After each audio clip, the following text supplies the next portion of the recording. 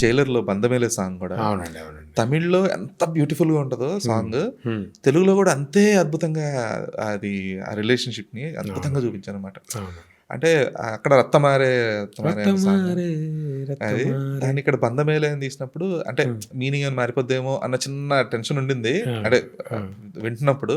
ఆ! ఎప్పుడైతే తెలుగు వెర్షన్ వచ్చిందో అరే! దానికంటే ఇది బాగుంది కదా! అనిపించింది. యాక్చువల్‌గా చాలామంది అదే చాలామందని కాదు. కొద్దిమంది నేను అబ్జర్వ్ చేసింది ఈ డబ్బింగ్ సాంగ్‌లో ఏంటంటే, సౌండింగ్ సేమ్ ఉండడం కోసం రక్తమారే రక్తమారే అంటే రక్తమేలే ఆ! రక్తమేలే అని నువ్వు నా రక్తమేలే అని చెప్పి రాసేస్తారు. బట్ అది ట్రూ ట్రాన్స్‌లేషన్ లాగా అవును. ఉంటుంది. సో, అందుకే ఐ టుక్ అనదర్ వర్డ్. హ్మ్. దట్టు అది మాంటేజ్ సాంగ్ అది.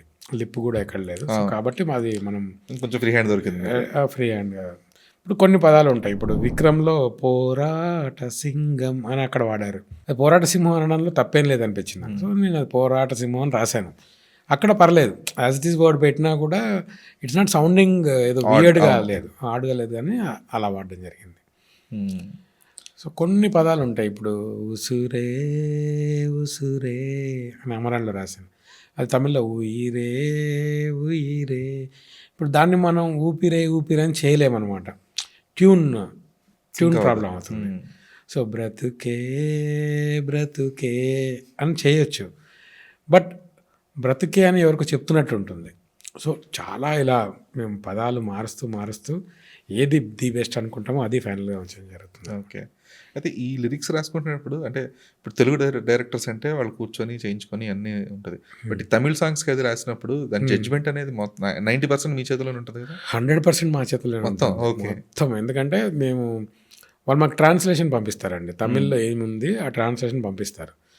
సో, ఎనీ లాంగ్వేజ్ ఇంగ్లీష్‌లోకి ట్రాన్స్‌లేట్ చేసరికి అదొక కొంచెం బ్యూటిఫికేషన్ వచ్చేస్తది. అవును. మనం ఇక్కడ ఏదో రాసినా కూడా ఇంగ్లీష్‌లో మీనింగ్ అనగానే మీనింగ్ మారిపోద్ది.